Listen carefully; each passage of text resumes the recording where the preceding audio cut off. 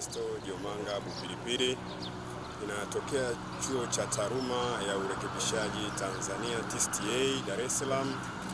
Ni mwanafunzi wa kozi ya uongozi Sergeant Course kilichopo chuo cha jeshi la magereza KPF Morogoro. Ninaweza kuzungumzia jambo hili kwa namna lilivyotokea na mpaka linafikia hatua hii. Mnamo siku ya Jumanne tarehe 10 mwezi wa 3 2026, tukiwa kwenye majukumu yetu, bahati nzuri katika chuo cha KPF pale kuna maendeleo yanafanyika ya jeshi la magereza, wanarekebisha uwanja mkubwa wa gwaride wa kisasa. Tuliporipoti asubuhi, nikiwa kama leader mkuu kiongozi wa kikosi kazi ambacho kinaratibu shughuli nzima za ukarabati na urekebishaji wa uwanja ule, tulipangiwa majukumu ya kufanya kazi asubuhi. Tulivyofanya kazi ikawa imetokea tukapewa mpango kazi mwingine kwa muda ule kwenye majira ya saa 1.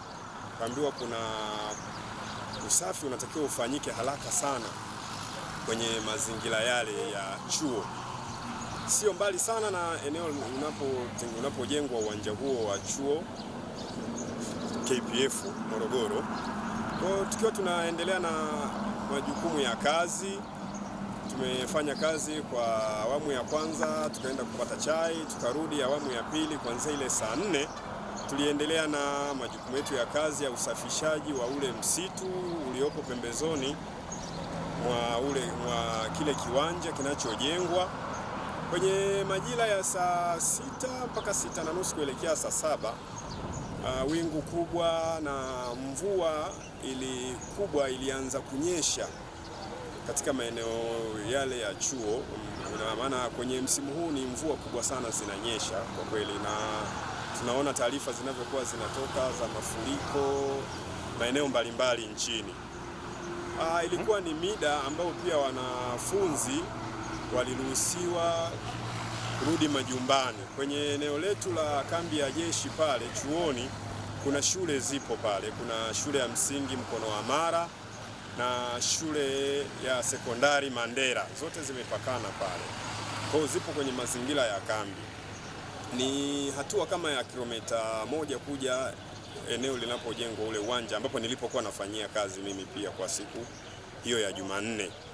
Ndipo mvua pindi inanyesha na ilivyokuwa inashuka ile mvua kubwa, wale tuliokuwa tunafanya nao kazi na mimi mwenyewe tulianza kujihami kwa kukimbia kuelekea sehemu ya kujikinga ile mvua au kuegama kwa ajili ya ile mvua.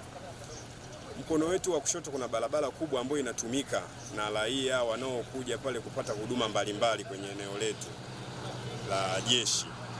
Kwa mkono wangu wa kushoto kuna barabara ambayo ndo wanatumia wanafunzi na watu mbalimbali kwa ajili ya shughuli zao binafsi. Ndipo nilipowaona wanafunzi wale wenye idadi kuanzia 3 mpaka 5 wakiwa wanakimbia na wakiwa wanatembea kulingana na ile mvua ilivyokuwa kubwa, kwa sababu ni watoto, walikuwa ni watoto wadogo, mchanganyiko wa kike, walikuwa wa kike kama 3 na wa kiume 1. Ndipo ikabidi nisimamishe shughuli zangu kukimbia. Wenzangu walikuwa wameshatangulia tayari wakikimbia kuelekea kwenye mabweni yaliyopo juu ya eneo lile, lakini mimi nilibidi nisimame. Niliposimama nikawaangalia wale watoto wakipata ile tabu ya mvua, nikawaita haraka sana kwenye eneo la pembezoni mwa barabara ile, nikawasimamisha haraka sana, nikatoa koti ambalo nilikuwa nalo na kuwakusanya pale na kuwafunika lile koti, huku wenzangu wakikimbia wakielekea mabwenini. Tukio lile kwangu mimi nililifanya kwa ajili ya ubinadamu na hisia na kujali wale watoto, kwa sababu niliamini watoto wale kwa ile mvua ingeleta madhara kwao, wedha ni kiafya au kinamna yoyote. Hasa nilizingatia pia walikuwa wamebeba vifaa vya shule ambao ni madaftari na vitu vingine. Kwa hiyo kuepusha, nilifikiria sana wanaweza wakaloa vile vitu pia vikawa vimeharibika. Kwa hiyo ikabidi niwakusanye pale, nikawafunika na ile koti langu ambalo lilikuwa naamini ni salama, halipitishi maji.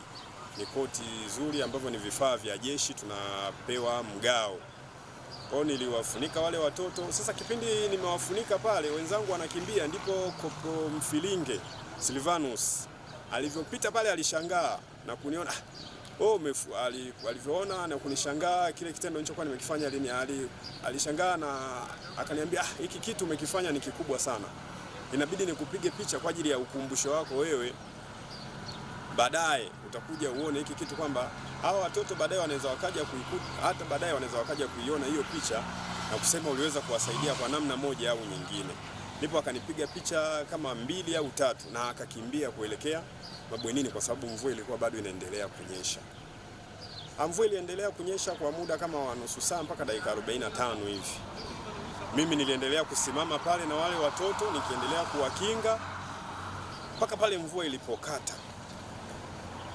Ndipo watoto nikawaruhusu na kuelekea majumbani kwao, ambavyo ni vijiji jirani na eneo letu la chuo, kijiji kimoja cha Mkambalani na vijiji vingine. Baada ya hapo mimi nikaondoka nikaelekea, sababu nilikuwa nimeloa sana, nikachukua koti nikaenda kulihifadhi. Baada ya kurudi kulihifadhi koti, mimi nikaendelea na shughuli zangu za siku kama kawaida, kwa sababu hali ya hewa ilikuwa imeshatulia tayari. Unalichukuliaje labda tukio hili la kutambuliwa na Mheshimiwa Waziri mpaka kufikia hatua ya kuitwa Dodoma na kupewa zawadi, unalizungumziaje? Hili tukio kwangu mimi limekuwa ni kubwa, na sikutegemea kwamba ninafanya hili tukio linaweza likafikia hatua hii. Nilifanya hili tukio kwa mapenzi yangu kwa jamii, mapenzi yangu kwa watoto, na kwa huruma na moyo wa upendo nilionao kwa jamii yangu na Watanzania kwa ujumla. Nimelichukulia kwa uzito wa juu sana na heshima kubwa sana. Mpaka kufikia hatua hii, Mheshimiwa Waziri wa Mambo ya Ndani kuniita na kunipa zawadi hii ya heshima ni jambo kubwa sana kwangu mimi, na na furaha kubwa sana. Naweza nisikose maneno sahihi ya kusema au yenye uzito mkubwa wa kusema juu ya hiki alichokifanya kwangu mimi Waziri wa Mambo ya Ndani Mheshimiwa, lakini zaidi ninatoa shukurani zangu na pongezi kwake kuendelea kutambua mchango wa askari, mchango wa wafanyakazi wa sekta yake tunapojitolea na kutekeleza majukumu yetu kwa jamii.